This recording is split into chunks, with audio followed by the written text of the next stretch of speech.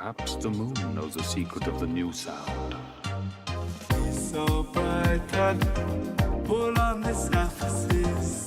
So bright and they walking on my face. So bright and Open your mind. Let us begin our quest to find the new sound. I've got new. Lacy, lacy, zoo. I've got rice. Look at the shine, everything I need. I've got new. Lacy, lacy, zoo. Okay, let's have fun. Nicey, nicey, zoo. I've got new. Nicey, nicey, zoo.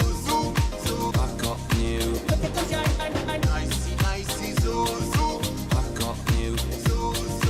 Nicey, nicey, zoo. I've got new. look at the shine. so bright and bright, pull on the surfaces.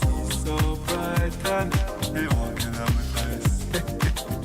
So bright and bright, pull on the sun, pull on the sun. So bright and they walking on my face. Better bet them. Nicey, nicey, zoo.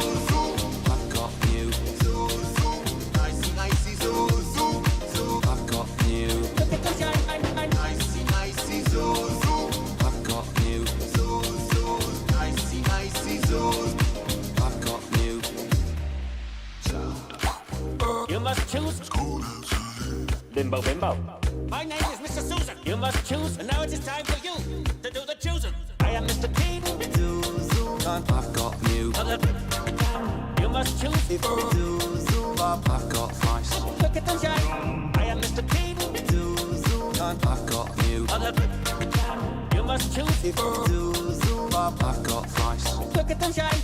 Trapped in cabinets, trapped in cabinets. Can he get out? Will he get out? 'Cause he will. You like a single dime, Vince, single dime. Better bet them. You like a single dime. They walking on my face. Everything I need here. You like a single dime, Vince, single dime. Better bet them. You like a single dime. They walking on my face. I did a rhyme. Better bet them. Nicey, nicey, zoo. I've got new. Nicey, nicey, zoo. You better go. I've got rice. Look at the shine. Nicey, nicey, zoo. I've got new. Nicey, nicey, zoo. I've got new. I've got new. Nicey, nicey, zoo. I've got new. Nicey, nicey, zoo. You better go. I've got rice. Look at the shine. Nicey, nicey, zoo. I've got new. Nicey, nicey, zoo. I've got new. Look at the shine.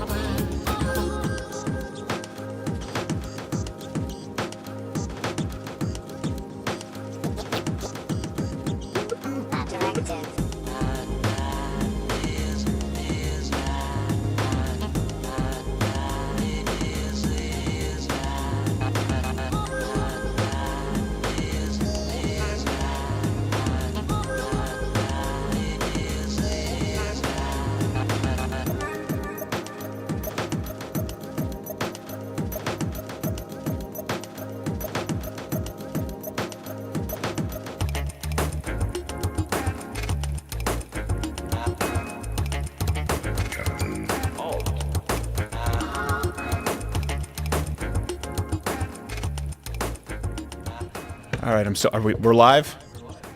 I'm not hearing you there, Quarter Black Garrett. 2, 3, 4. There we go. Are we good to go? Yeah, Audio good to wait, go. are we good? Good. All right, I didn't hear you. Is Half Asian lawyer Bill Richmond, is his mic live as well? It is. Okay, good. All right. Listen, this is something that's a little bit more impromptu, so we are live. I can confirm that. I can say that, and I'm not lying. Yep. Biggest story we ever released, and I start it with a lie. We're live. No, wait, what? Huh? Okay, so we're live. I'll say that for the last time. Before I dive into anything here, and because I genuinely worry that this stream and content could be taken down, I ask that everyone watching right now please tweet, Facebook, Instagram, post this wherever you can. Yep. Include the hashtags YouTube 2020 election blacklist and Crowder exposes YouTube. I know that's self-serving, but we want to make sure that people know where to go to find this stream. We are live streaming to the Blaze TV right now in case the feed gets cut, and I want you to know that I expressly give permission for anyone out there to screen record and pirate this stream in the event that it's banned and this content removed. What's going on there? I can hear you. Hey, don't worry about it. All right. Just keep going. You're good. So it's going to take a little bit to sort of unpack, but let me state on the outset that I and the team here at Louder with Crowder have uncovered what I believe to be undeniable proof of Google and YouTube's current meddling in the United States presidential election directly. I want to be clear so there can be no misrepresentation regarding the information I'm going to present. Again, please tweet, Facebook, get this trending. What I'm about to show you is what I'm about to discuss. It's not a left or right issue. We've heard that so much it's become a cliche, but it really does affect anyone who believes in fair and honest elections, okay? Let me work backwards, understanding that I am going to get to photographic and videographic what I believe to be irrefutable evidence of altering the fundamental landscape of the election. Let me start backwards. Many of you remember the Vox Adpocalypse, okay? That was a time in which this program was a target of a selectively edited smear campaign from the company Vox, and it should be noted in which the parent company, NBC Universal, Comcast, they have at least a 34% ownership stake. The event, actually, the controversy went all the way up to the top of YouTube with Susan Wojcicki herself even commenting on the story publicly. Was it the Recode conference? Yes. Something like that? Yeah. Mm-hmm. It should be noted publicly stating that we had not violated any guidelines. So while we were found to be in no violation of YouTube official policies or guidelines, in order to appease the leftist torch mob, we were completely demonetized on this channel, meaning that we would no longer be able to sustain a living on the platform. Now, it should be noted that behind the scenes during the Vox Adpocalypse, my half-Asian lawyer, Bill Richmond, who will be here in a second to speak about this more with me, him and I received a phone call from YouTube representatives who refused to give their name or any additional information outside of a pre-written statement. We were told that they had extensively reviewed our channel in full, and that the violations with the channel, or the, I guess not necessarily violations, but what it was that we had done which warranted demonetization, there's no official term for it, that the detailed follow-up would be sent in an email so that we could attempt to rectify the situation and remonetize ourselves. This is all we ever received. We have the email up right here. Yep. So despite multiple follow-ups asking for the promised details, YouTube went to complete radio silence. Again, I'm explaining this so you understand the backstory when we get to the evidence that doesn't involve me at all directly. YouTube went to complete radio silence. We even removed over 50 videos that are now available exclusively for Mug Club members at the Blaze. Yep. Even though they didn't list 50 videos that could potentially be a violation. We took our shirt out of the merch store to be on the safe side. We continued to reach out, by the way, all the while to YouTube to complete radio silence. And this is not a sob story. Your support in joining Mug Club was so overwhelming. We more than made up for the losses in demonetization very quickly. So I really appreciate it. It was support that we needed then, and we would absolutely welcome now for those who haven't joined. Consider it, especially given the information I'm about to reveal. There's no promo code or anything like that. You just search Mug Club, and we would appreciate you joining. Here's the thing. Demonetization is never what really bothered me. So let's get closer to the issue that we're about to discuss here. It was a canary in a coal mine, if you will. I've openly said many times, I would gladly take demonetization for the rest of this program's lifespan if it guaranteed that the organic reach and the search algorithms were corrected and they were transparent. Because, and this is central to what I'm about to release here, while money in politics is important and it's an issue, more impactful and more valuable, I would argue, in 2019 is information. I would actually argue that we've reached a point where big money in politics, it doesn't wield nearly as much influence as the mechanisms of information or informational delivery in 2019. It's how Donald Trump was elected despite being opposed by many huge donors, by the way, huge Republican donors. And it's how many fake stories run by traditional media have been exposed. It's important because at the same time that demonetization was occurring with us, all of a sudden, our organic reach and traffic on YouTube was decreasing. More specifically, the gaining of new subscribers on a daily basis. Everyone here, we did a complete overhaul. We would dig into our analytics. We tried to see what was happening. Yep. The odd thing was that on an individual video per video basis, our views were better than ever. So was our retention. So was the amount of time viewed. So are the overall interactions on videos. All the most valued metrics for video algorithms according to YouTube's own statements. What we noticed was drastically reduced reach in search and organic traffic, despite having really created the kind of content that we always had and the kind of content that YouTube said they always wanted. I'm gonna grab some more. I don't know if you guys can hear, I'm a little parched. Going up against the biggest company in the history of ever makes me a little nervous. Just a little parched. I don't really get starstruck, but this one has me sweating. Not quite sweating blood like Jesus in Gethsemane, but you know, Gethsemane, is that what we were talking about yesterday? Anyway, sorry. All right, okay, listen. I just deal with discomfort through jokes, and they're usually worse than other jokes. I give you this backstory so you understand how it is, really, that a late-night host and a comic was able to stumble across some information that will be shared in this broadcast. It is only because of all this tomfoolery, if you want to call it that, if I may, on YouTube, that we had begun digging into the potential reasons for it, and we were watching everything like a hawk. We were continually running effectively comparative studies, analytics, testing for controls on a daily basis behind the scenes because of all that transpired. So I want to note, it's at this time where we discovered some very, very odd, I guess some peculiarities we can say, in simply trying to find one of my own Change My Mind videos. An employee here, realizing that it was likely faster than combing through the archives himself, our own video channel, because it's not necessarily the most robust platform for that on YouTube. He just ran a YouTube search, Steven Crowder, Change My Mind. And nothing showed up, which we thought was odd. And so we ran some other similar searches. Again, nothing. Now, when I announced this publicly, we received responses from you, numbering in the high five, potentially six figures. Many viewers, were receiving the exact same results, many of you. But a lot of you accused us of lying or doctoring photos because our content was showing up as normal in your search results, which didn't make a lot of sense to us. Noticing a trend, then on a hunch, my wonderful, brilliant, and terrifying researcher, Reg, he ran some controlled experiments, if I may, using different VPNs. And that's when the puzzle pieces started coming together. The blacklisting of this channel and its content on search was occurring in the United States exclusively. Let me explain what that means. That means that if someone searched Steven Crowder, Change My Mind in Argentina or any other country, the appropriate content showed up. If someone typed the exact same search in the United States, nothing. Now we found, or we were sent, proof of this, many of these examples from countries all across the world. And it was concerning for several reasons, okay? Not only because it provided a direct answer as to why the organic reach had plummeted, but more importantly, if this is the #1 conservative-leaning channel of all time on YouTube, okay?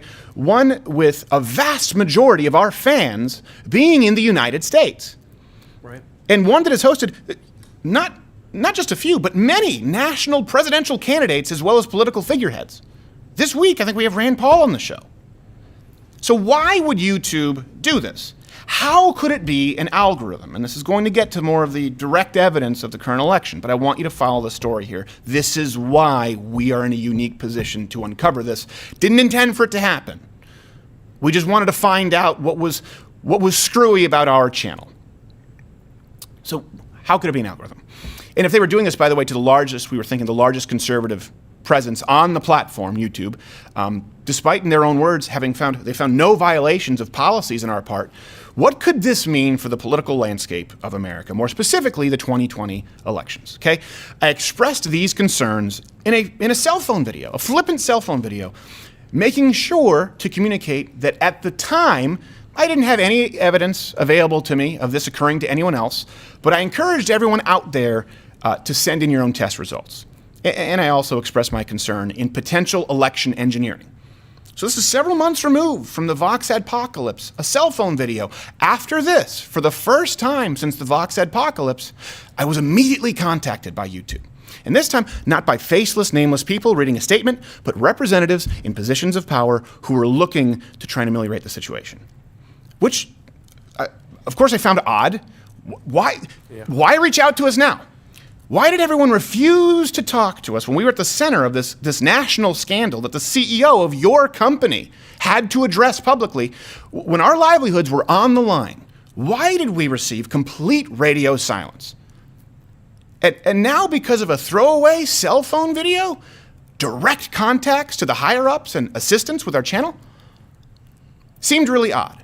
But wanting to act in good faith, we opened communications while we were still conducting more research experiments behind the scenes. And here's the excuse that we often hear, and that you'll often hear from YouTube, is that all of these results are based on algorithms. That's kind of been the crux of this, is these algorithms are designed really to best serve the most relevant content to viewing audiences. That's the constant defense. Obviously, that didn't add up in our case, when people couldn't find our content exclusively in the United States. So after the initial call, the contacts at YouTube were kind enough to switch the status of our channel to show I believe it's called the prominent user interface, if I'm not mistaken. And that includes a channel card, which identifies our channel, and a link to the subscribe at the top, along with our videos and suggested links column. Yep. And we were notified that not everyone had gotten this, including some other prominent channels. This is important because it proved two things. One, for the first time, someone at YouTube was actually paying attention, and more importantly, two, that ultimately there was a person, or is a person, at YouTube who can make these kinds of calls, or at the very least can correct and guide them, as was the case with our channel. Finally, this brings us to some evidence that we just stumbled upon as it relates to the current DNC primary election. So many of you have probably guessed where this is going. A lot of you may not, but let me start this with TULSI Gabbard already has a pending lawsuit with Google/YouTube Alphabet for what she perceives as unfair treatment. Now I want to let TULSI Gabbard explain the case in her own words first. I know that you had some problems that you are contesting. Google did not treat you fairly after the last debate. Yeah. Tell us about that. Look, in the first debate, I was on the first night and I was the most searched candidate of that event. Unfortunately, Google chose to arbitrarily block our Google Ads account for several hours at the time that was most critical for our campaign. I'm suing Google for taking that action. They've provided no valid explanation for why that was done. There was no wrongdoing or problem on our part, not because of me, but because of this monopoly, this power that these big tech monopolies have to simply shut out people arbitrarily. This is a threat to our freedom of speech, and it's an important thing for us all to stand united in calling out and to protect, because whether you're a Democrat or Republican or on the left or on the right, for a big tech monopoly to have this power, this affects all of us. Okay, and let me be clear, I don't really agree with TULSI Gabbard on a whole lot. I wouldn't vote for her if she were the candidate for president, but I can still tell right from wrong. Her lawsuit, let me be clear about this in case you didn't fully grasp it, it centers around her being blocked out from Google AdSense accounts. Now what that is an advertising arm run by Google and YouTube, allowing you both to create and pay to promote ads or videos, as well as receive ads on your channel. Okay, two things here. One, I've also experienced the exact scenario that TULSI Gabbard is describing. We've run ads here on YouTube for years. Okay, now what kind of ads? We've really only run ads where we run our videos as pre-roll ads before other videos, right? You know, where you can click skip ad, but although people don't skip, we just run our videos. We've been doing it for a long time. I was approached by YouTube to do this. We don't run as many ads, of course, as NBC, Universal, or Disney, Viacom, Vice, but we do what we can.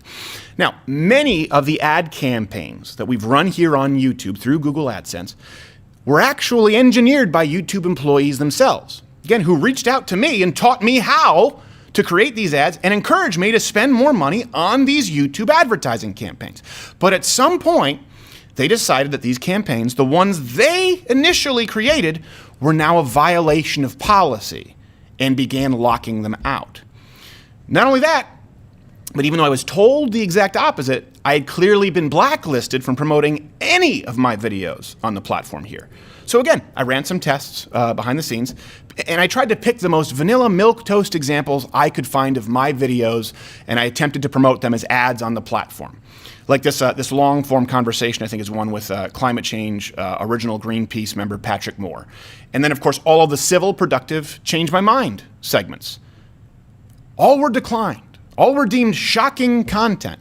Again, even though YouTube had helped design campaigns around these exact pieces of content and collected hundreds of thousands of dollars in advertising those same videos years before.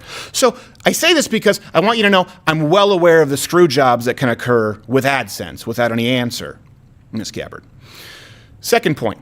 Most importantly, this establishes a record with Tulsi Gabbard of Google YouTube altering the rules for a specific window of time when Tulsi Gabbard was trending or was widely searched due to a bump in the debates. You don't get that back. So now we enter the most, what I would say is, I would argue, the most troubling portion of all this, okay?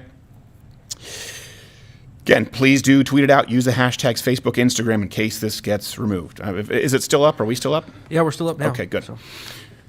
Good-ish. Yeah. On Friday, Hillary Clinton, Rodham, in case you're thinking of someone else, Hillary Rodham Clinton claimed that Tulsi Gabbard, well, she claimed that there were people who were Russian assets, and then it was confirmed that it was Tulsi Gabbard, right? Confirmed that she was talking about Tulsi Gabbard, accusing her of being a Russian asset, and Tulsi's response had her trending, #1 on Twitter. I think was this on Friday? It was last Friday. That's when we were looking into this. Okay, so she was the #1 trend. Actually, I think like #1 through 4, because one might have been Tulsi, another might have been Russian asset, another might have been Gabbard. The point is, she was the belle of the ball, with many verified check marks, by the way, and pundits running with the story, fighting over whether she was a Russian plant. So during this time, we decided to, again, while Tulsi Gabbard was in the spotlight, run some comparative searches on YouTube. When we set our VPN, so I want to be clear, this is the crescendo. Share it, pirate this in case it gets removed. When we set our VPN to a non-United States country, and we search for Tulsi Gabbard, her channel and the videos from her channel all showed up first. Yet again, when we switched our searches to the United States, however, nothing. Exclusively in the United States, the country in which she is currently running for president, you would receive no results from Tulsi Gabbard's channel or her videos until scrolling past the first page. Here's a video screen recording, and just in case people try to say that we've doctored it. By the way, these video screen recordings will be available as clips on YouTube should you want to use them for articles. So, that Friday, you search, she's trending 1 on Twitter, all of a sudden, boom. Valve is pinched. You can't find her exclusively in the United States. You can if you're in Germany. You can if you're in Spain. United States, however, nothing. By Sunday, once the trend of Hillary Clinton's character assassination had subsided, the results for the U.S. and other countries were magically switched back to being identical. Now, it's worth noting that her channel is right now, as far as I know it, omitted from both sets of results. So everyone out there, take some screenshots, do some VPN experiments. I assume they're going to be fixing this once this video is out, and I assume that someone there is watching this right now, so they may not necessarily be consistent. You don't always have the same result twice. Even though, by the way, they're the same, her channel is not as prominent as it was before. Let me say this. Tulsi Gabbard is not my candidate. Like I said, I wouldn't vote for her. But this is chilling. Especially when you consider, let's think about this for a second. Again, we stumbled across this accidentally. I don't know if anyone else has proof that there is someone who flips a switch on YouTube to make your channel a part of the preferred channels network, whatever the hell it's called. We only found out because of the Vox Adpocalypse. And then we only found out because I flippantly mentioned that this reeks of election meddling. All of a sudden a phone call and someone says we remedied that scenario. That means that if someone can flip that switch, and it's not entirely algorithmic, or it's almost as though the algorithms are determined by a human being initially, it's not iRobot, that means that same person can flip off the switch for someone like Tulsi Gabbard. All of this is spine-tingling. It is hair-raisingly scary. And if you're interested in a fair election, whether for the presidency or just for the Democratic candidate for the presidency, this should raise some major red flags. The influence that big tech has and their willingness to manipulate information in the face of what should be a democratic election, regardless of whether it's happening to someone I support or not, is terrifying. So let me address some arguments, by the way, that I know will be presented. And I hope that you are being skeptical of this. I encourage you to be, and I encourage you to run your own tests.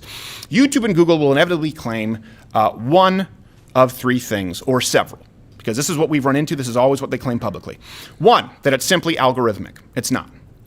Again, this channel is singularly unique in that we're able to prove that it's not because our channel was fixed by someone manually. Someone flipped a switch. Someone could unflip that switch for Tulsi Gabbard. Two, YouTube may try to pass this off as an accident, a result of a poor, lower-level employee with bad judgment, claiming that this was an oversight and that the individual didn't make the proper corrections, and they have since addressed the issue. Don't buy that either. Okay? Why? We've been in direct contact with decision makers at YouTube who are aware of these problems and have been trying to do damage control to fix the problems. Okay? It would stand to reason that the status of a current presidential candidate who is actively suing YouTube would be under the same kind of close watch from the world's biggest information and technology company, and that she wouldn't be someone pawned off on some patsy for the higher ups.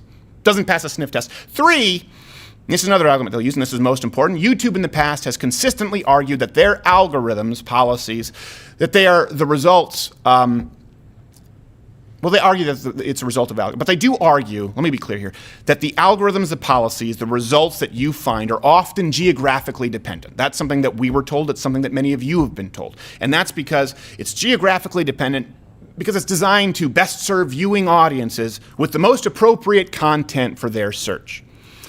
I've heard this argument made a whole lot, and I expect it to be made now. If that's the case, I would implore YouTube, please, because I know someone there is watching, could you please explain to me, your shareholders, and in all likelihood, a congressional hearing, why you believe it most appropriate in serving your audience to block the content of a United States presidential candidate exclusively in the country in which she is running? How is that best serving anybody? In the same way, how does it serve the audience searching for Steven Crowder, Change My Mind, to not show them what it is that they are searching for? I'm sure shareholders and people who want to understand how these algorithms and big tech work, they would love to know why it's in their best interest for users to not find the content they signed on for and are actively searching. How does allowing Tulsi Gabbard's channel and videos to show up everywhere around the world except for the United States best serve your audience? YouTube, you are in the information business. And I want to clarify this. When we say big tech, no, it's the information business right now. From a business perspective, YouTube, how does it make sense to preclude your users from finding the content they are searching for specifically and passionately? The only answer I can come up with in the face of mounting evidence is that it's not even profit-driven, but to an extent ideological. And finally, to the detractors who I know will say, well, Tulsi's not a serious candidate, right? We hear this a lot. In the grand scheme, it doesn't really matter. Tulsi's not a serious candidate. Okay, you know what? I get it. Not very high in the polls. People say the same thing about us. Well, it's just some right-wing edgy channel. Who really cares? Well, actually, it's the biggest conservative channel in the history of the world's largest media platform because of you, and we are so grateful. I don't say that boastfully. I say that in a from a place of terror, because who knows where we'll be tomorrow. But the biggest conservative channel on the platform, they've actively tried to silence it. Tulsi Gabbard is not a serious candidate. I hear that. Well, let me ask you a question. Let's assume that's true. Why do you think that is? We often hear the left talk about big money in politics all the time, right? The Koch brothers, oil money. And listen, I think it's a problem, but the Koch brothers opposed Donald Trump. And money can't save people from the viral news cycle in 2019. Donald Trump, like it or not, is the new media president. He can affect the globe with his tweets. That's why it's an international scandal. You can't buy that. Bernie Sanders didn't have the money or the power that the Clintons did, and it took everything they had to try and shut him down. Why? Because of the radical new media landscape. Information in 2019 is more valuable in elections than money. And right now, I am confident in saying that Tulsi Gabbard is being barred from access to or delivery of necessary information. Sure, listen, we don't know whether Tulsi Gabbard can get the votes and be a winning candidate. I'll give you that. Just like we don't know how large this very channel could grow if there were a level playing field. Let me paint a picture for you, for people who say, well, she's not a serious candidate. Asking you why. Let's run this little thought experiment. If back in the 60s, well, let's even say early 50s through late 50s through early 60s. Back in the 60s, JFK was completely banned from appearing on the only three main networks that existed, ABC, NBC, CBS, right? And then after a certain amount of time, it was an Indian going, boo! If he was banned from all of those networks, do you think he would have been the Democratic candidate?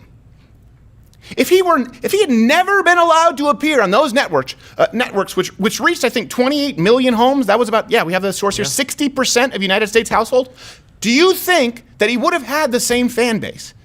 Do you think he would have been a serious candidate on everyone's lips? I would argue likely not. Well, let's compare that. YouTube has 2 billion monthly active users and is used by 73% of United States adults. Google has a 90.46% share of the market as it relates to searches conducted online worldwide. It is far greater than the influence of every television network combined in the era of JFK or Nixon. Make no mistake, okay? This is the most powerful information company on the face of the earth today and likely to have ever existed. And they've repeatedly shown an inability, an unwillingness to invite, to engage, and sometimes they ultimately just block people from even having a seat at the table. We often hear folks say, and this has become a catchphrase, like I said earlier, but in this instance, I think this is accurate. It's truly not a left or right issue. This is a fundamental issue that relates to the state of our republic. And I would hope that everyone, from the Young Turks to their subsidiaries, to Seth Meyers, to John Oliver, to folks in the Yang Gang, even the Tulsi Gabbard followers themselves, who I know have been asking questions if she's been getting a raw deal, hopefully this helps you. I would ask all of you, with whom I have very little in common, to see the gravity of this situation and, in this instance, come together to demand answers and transparency from the world's largest information company as it relates to free and fair elections.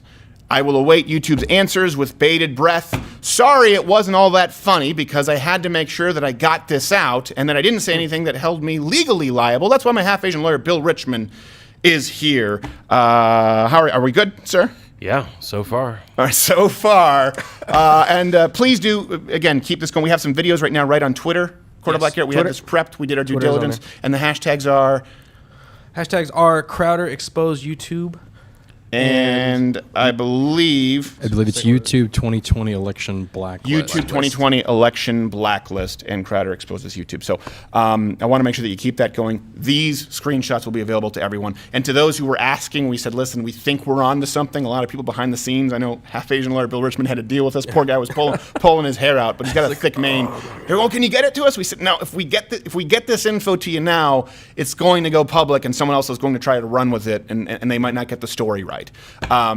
So, yes, it's been a very stressful few days, but half-Asian lawyer Bill Richmond, your thoughts? So I think that people don't necessarily, if you kind of sum everything up, you've given them a lot of information in order to be clear and to be detailed. And to really boil it down, Tulsi already publicly knows and has been publicly fighting since July when she filed her lawsuit against Google and YouTube to say that they had been screwing with her on the Google ads side. And knowing that the ads are the way that in this market, in this current economy, in our current tech world, how we communicate to voters, whether you're on the left or the right, whether you're Republican or you're a Democrat. And she already knows about that. And that's the same thing that we've had to deal with in terms of our own ads being removed and unable to actually do the kinds of things that every other platform is able to do with no clarity on the violations. So what the other parallels that we had here, and again, that's what kind of led to where we are now, is being able to see that not only is it ads and ads, her ads are ads, but it's also search for her and search for us. And that's the most incredible part about this is,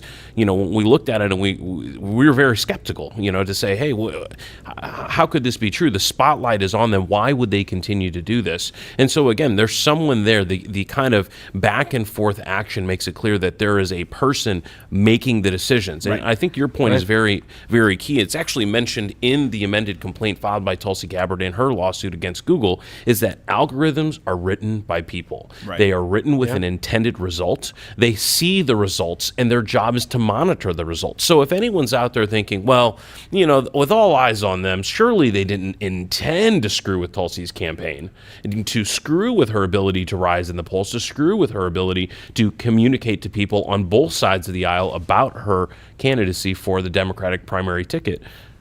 One still has to put the blame back on these companies for not taking the action that they could. It would be kind of going back to that first case that we dealt with together with Facebook. Remember, it wasn't, up at the top, they were saying, well, we had no idea that there was this group of contractors who were supervised by employees that had a written policy that included a blacklist, and you happened to be on it, and, but it was an accident, right? Well, clearly in the years that's happened, that excuse no longer makes sense. For people who don't know, that was was it Engadget or Gizmodo? Gizmodo. That's how Half Asian lawyer Bill Richmond and I initially met. There was a list of people on Facebook to throttle, to make sure that their really, I think this was a list to make sure that their content wasn't trending. And it was like Breitbart, Drudge Report, some conservative organizations, and yours truly, for some reason. Going, well, this is really bizarre. Yeah. And I reached out to Half Asian lawyer Bill Richmond. The thing is, at that point, they didn't argue it at all. They just argued that, well, these were some rogue employees who did it, and we've corrected the problem. And at that point, no one was really looking for it, right? We just stumbled across this. It was actually a friend who was a groomsman at my wedding who introduced me to Half Asian Bill, and a wonderful friendship blossomed from there. That being said, that can't be the case here, because this is a current presidential candidate who is already suing the company. They wouldn't be able to say, well, we had no idea. We passed her off to some low-level employee. If that's the case, then you're far too inept to be the single biggest information delivery company in the history of mankind, and there needs to be some more oversight. Well, and I think the other question there is that when we saw the Facebook situation, remember, there were inquiries from the Senate, from Congress, representatives were reaching out. There was many statements that Facebook had to make to explain and to try and give some information, and they were able to get away with not having to say too much about exactly what had happened at that time, but had to really open the kimono, if you will. And here, there's really no other answer that YouTube can give other than to say, well, you've got to look at all the files, and you've got to get a congressional hearing. I mean, these are the kinds of things where, regardless of the validity on the legal aspects of Tulsi's lawsuit, I know she's had to switch from different claims, and actually just a week ago, Google and YouTube filed a lawsuit. They filed a motion to dismiss her entire claim. Now, they don't want to provide any information. They don't want to provide any data. They don't want to provide any explanations, even just on that issue. So for them, on her being blocked out. On her being blocked just on the By the way, side. she doesn't know about this, Tulsi Gabbard. This is very new information. No one, as far as I know, has talked about this or revealed this information, that while she was trending last week, being accused of being a Russian asset, you search anywhere not in the United States, Tulsi Gabbard's content shows up. Search in the United States, ghosted. She doesn't know this. We'll be reaching out after this. And if you just want to draw the parallels there, on the Friday that we discovered this, on the Friday that she was trending because of Hillary calling her a Russian-backed groomed asset, that was the day that YouTube filed its motion to dismiss her claims. So if you're asking as a consumer, just like companies may try and use the law to be able to skirt and be able to use the current legal system to get away from answering questions, what they can't get away from are the customers. What they can't get away from are the viewers and the creators who want to know, if I'm, regardless of political ideology, if I'm not the favored person, am I going to be treated differently? And here, it's all very clear. No one. There may be a lot of people who enjoy Tulsi Gabbard's frankness, who enjoy her service to this country, but have very differing views on her politically. And I think that's most of us on this show. But that doesn't mean that we're again in that classic line. No. We may not agree with what you're saying, but we'll fight for your right to say it. And what's clear now is that YouTube is not interested in fighting for your right to say it if you happen to be a disfavored Democratic candidate. And I think where we can also all find some common ground, we can all, hold hands and sing Dahu Dorhe around the Christmas tree and agreeing that Tulsi Gabbard is fine. She's a good-looking lady. Hey. Good-looking lady. Not wrong. Watch, they'll throw this out due to egregious sexism. Because I said she's an attractive woman. There's a strike. We're bridging the divide here. No, something else that's also really odd to me is Tulsi Gabbard she's been tarred and feathered so much. She's really, I mean, she's pretty far left. She's only moderate as it relates to free speech, and she was the one who named a cutoff when it came to abortion at 28 weeks. That's 7 months. So I don't necessarily think she's a radical pro-lifer at that point. But it is odd. It's like, why isn't her stuff showing up? Why has the deck been so stacked against her? Is it because they want someone so much further to the left than Gabby, or could it be this idea? You know, Hillary Clinton might toss her hat back, and then we have no idea. This is entirely conjecture. It's just weird to me that she's seen as a Russian asset because of slightly conservative views, really libertarian views, in that she's a non-interventionist, and she thinks she shouldn't be able to have an abortion after 7 months. Is that worth being blocked out? It's extreme, Stephen. It's extreme. I don't know. Well, that is the craziest part about this is there's so much unanswered, and there's only one company that has all of those answers. We can see the results, right? We can see the physical search results and how they get modified, and we can certainly extrapolate from that the impact on not being able to have a voice when you are the most trending topic on Twitter in a very fast news cycle surrounding a Democratic primary. We can see all of that, but what we can't see is the motivation or the mistakes that were made. And those are the answers that the people of the United States, again, the people who don't get to see Tulsi Gabbard or Steven Crowder's show when searching in results, those are the answers that need to be given. Right. And I want to be clear, too, full disclosure, we have spoken with YouTube in recent times, but those conversations are to be kept confidential, and we would no point discuss this with them, Tulsi Gabbard, or anything like this. I just want to be clear. Yeah, we have not discussed I don't know if I have to say that legally. Like, we didn't discuss Tulsi Gabbard with them. I don't know. You're the lawyer.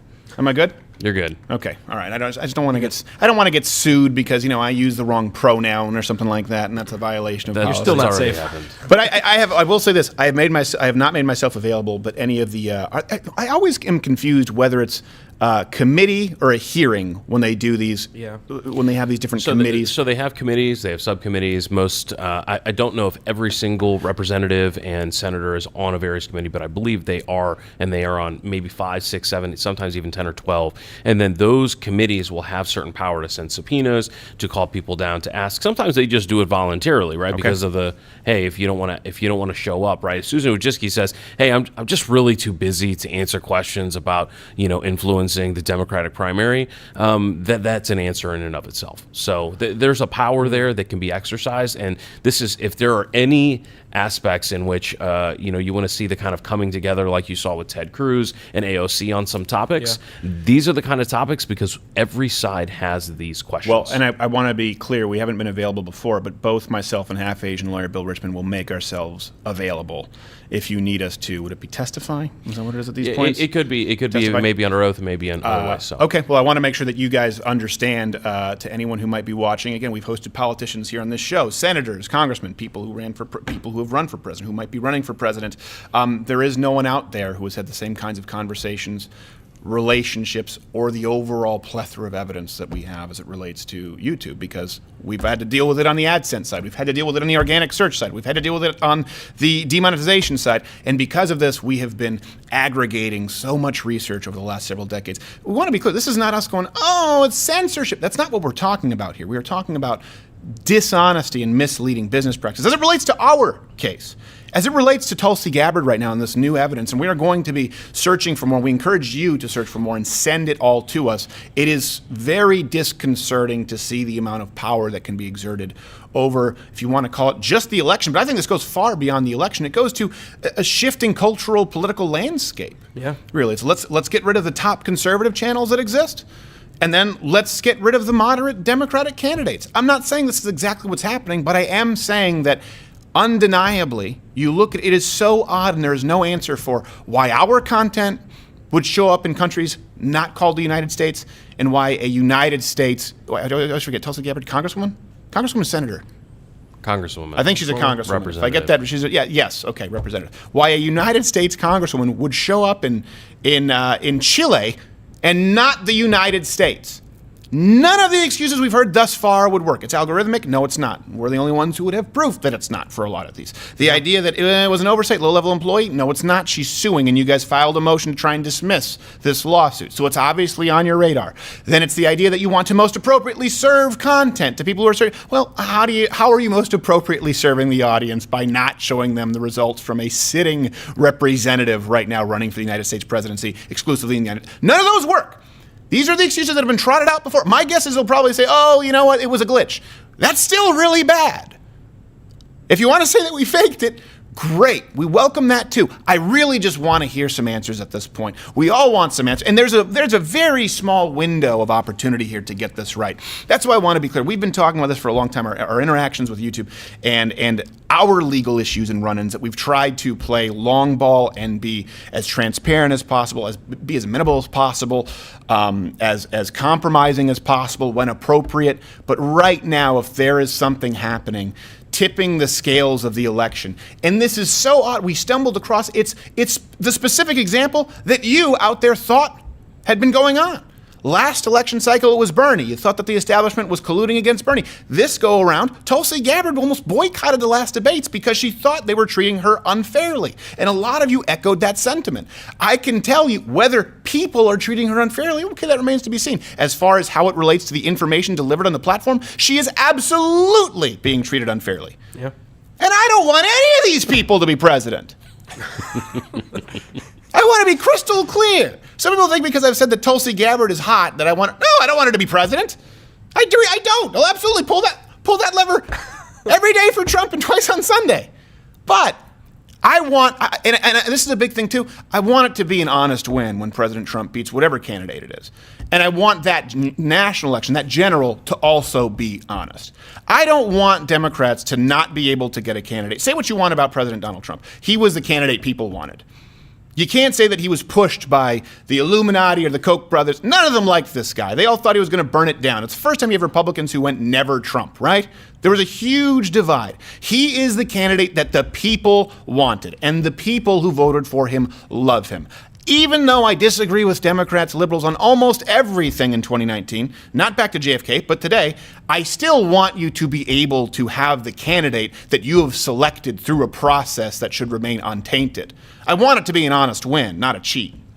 You know, I think one of the questions that we were looking at, and that I know you've been kind of doing some research on, if you can recall the numbers, comparing the Russian meddling scandal to this. Right? Yes. And I think from just a sheer dollars comparison, it was a few $1,000s of ads from Russian assets and actual Russian assets. Yeah.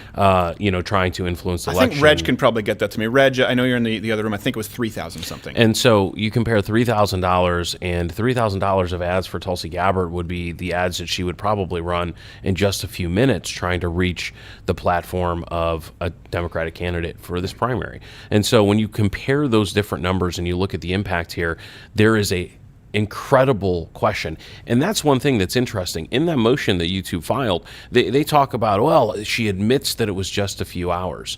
Well, just a few hours in a 24-hour news cycle, it can be a lifetime. I mean, that can be millions of views. That can be millions of messages. If it's a few hours after the debate, it's not even close. Exactly. And comparing the circumstances there and how, conveniently she's back up on Sunday while everyone else is watching football or at church. Yeah, well, especially actually even right now, we're top 10 trending, I believe, in the United States. You can't buy that. I guess you can. I guess Samsung has, but they spend a ton of money and it doesn't last very long, and then their phones explode. The point is, this kind of overall publicity, right, is something that people can't necessarily buy. I'm pretty confident in saying it was $3,500 in ads, Russian Facebook ads. How much do you think? Let's do this. How much do you think Russia would pay if they could guarantee that a candidate who they saw as the greatest threat, let's just say for an example, I'm not saying Tulsi Gabbard is the greatest threat, I know people are going to say, plant, just stop. If someone let's remove the Russians, let's say it's the Chinese, sorry, half Asian Bill. If someone wanted to stack the deck of the election, right? How much do you think they would be willing to pay to guarantee that the most threatening candidate was not turning up in any organic search algorithms? I'm not talking about just shutting Tulsi Gabbard out, and us, by the way, but Tulsi Gabbard out. This is Tulsi's party. It's not us. We'll come back. We have some more info for you eventually on stuff going on with our YouTube. But right now, it's about Tulsi. She's earned this. Yeah. How much would you think that these people would pay to ensure that, let's say, Donald Trump, Hillary Clinton, whoever it is, doesn't show up when you search for them? It's a transaction, okay, behind closed doors. I do not want Donald Trump to show up in search.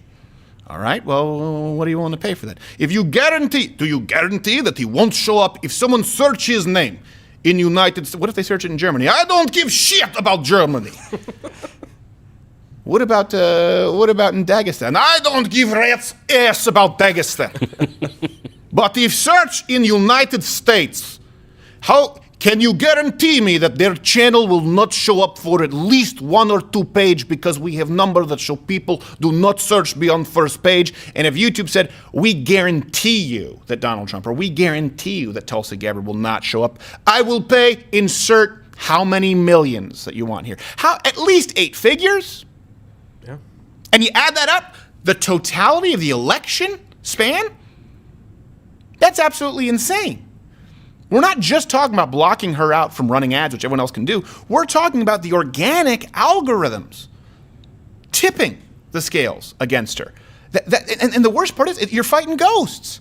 You're fighting ghosts, and there's no accountability. They don't have to answer. It's amazing to me that they don't. Can they legally, with Tulsi Gabbard, would they legally be able to dismiss it and just not provide any answers as to why she was blocked out from advertising? I mean, there's a judge who's going to look at all the arguments, make the decisions. They haven't. Tulsi's team hasn't even had the opportunity to file the response. I mean, the motion was just filed on Friday. Again, the day that her search results were blocked in the United States while she was trending #1 in the United States. But once ultimately the core of the arguments are there, and frankly, any ability to not get the answers from the lawsuit is an indictment of our current statutory system that would allow a company like YouTube or allow a company like Facebook to be able to say, hey, we're just a platform. People just send messages, they post what they're going to post. We don't edit those contents. We're not a publisher. We're not a broadcasting studio subject to other restrictions. Right. And what's clear here is that their action that they're taking, separate and apart from the more egregious sin of interfering with the election and with a specific candidate,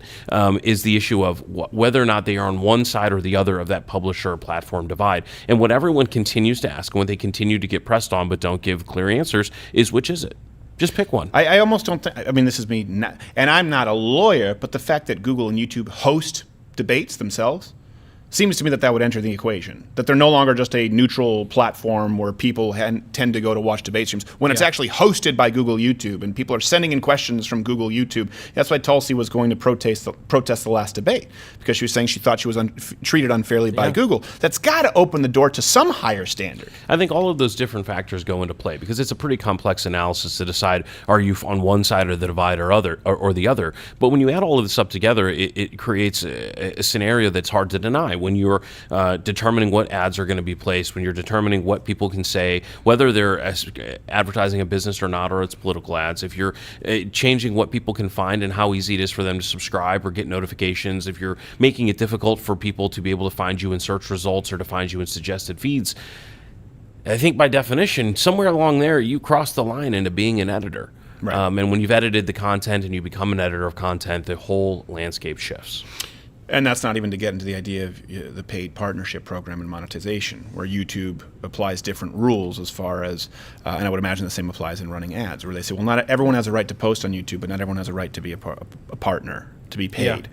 And at that point, seems like you're venturing well into the realm of publisher, because you are determining who can and who can't make money off of YouTube, which is fine. I'm fine with. But again, there needs to be some sort of transparency there. In my opinion, you are the lawyer.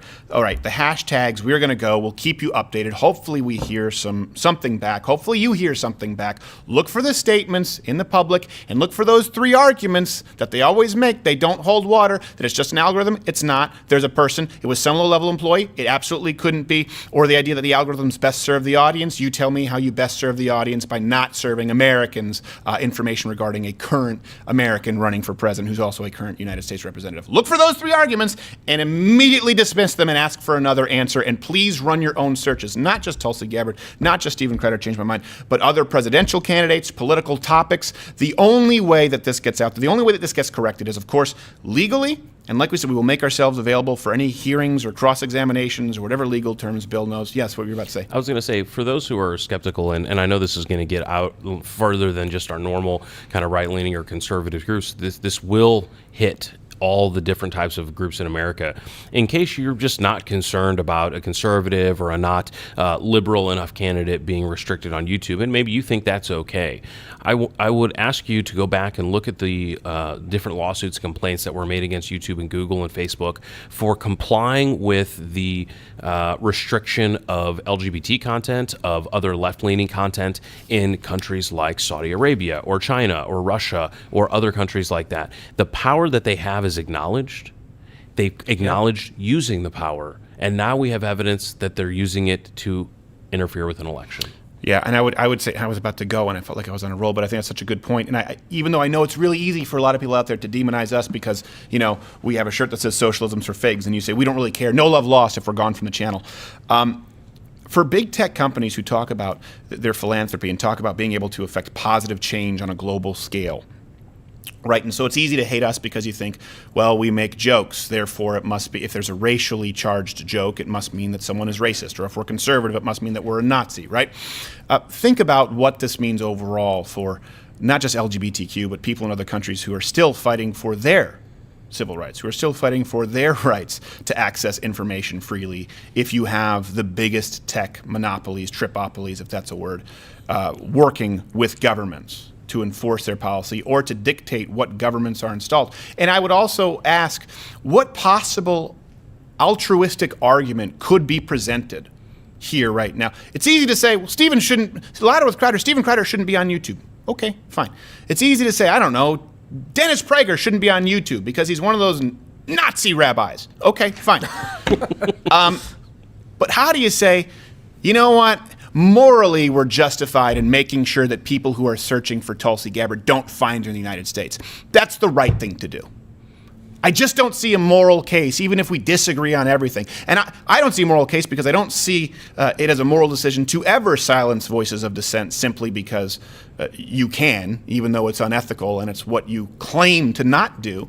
But I get it. That's just me. That's my worldview. But I don't see how anyone, even from a leftist worldview at this point, could look at this scenario and say, yeah, that's the right thing to do because I don't like her. There's nothing good about this here, folks. Nothing. And I also don't want you to assassinate the message. Again, I'm not a Tulsi Gabbard person. She might not even want to come on the show to talk about this because people scare her off. And if you're afraid to do the show, you don't have to do the show. But I want this info to get out to as many people as possible. Please keep it trending, post it, write articles. I know we have is it Crowder Exposes YouTube, but is it 2020 election blacklist? Yep, YouTube 2020 election blacklist. I'll put it up. And I encourage you, comment. We're going to leave this stream up. Anything.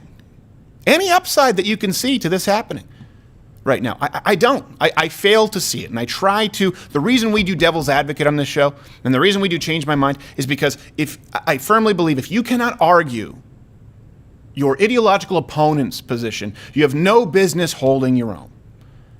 I can't. I cannot make the case for why any of this is justifiable. And not happening to me, but happening to other people right now, most notably Tulsi Gabbard. If someone can make that case, I would love to hear it. We'll keep you abreast as it relates to our channel specifically and our content. There likely won't be a show tomorrow. I think we have Rand Paul on the program live on Thursday, 8 p.m. Eastern. Thank you so much. I appreciate you being with us. I'm going to go back to hopefully just doing comedy because I'm not a newsbreaker. It's not my strong suit. This fell in my lap, and I didn't want it. All right. We'll see you soon.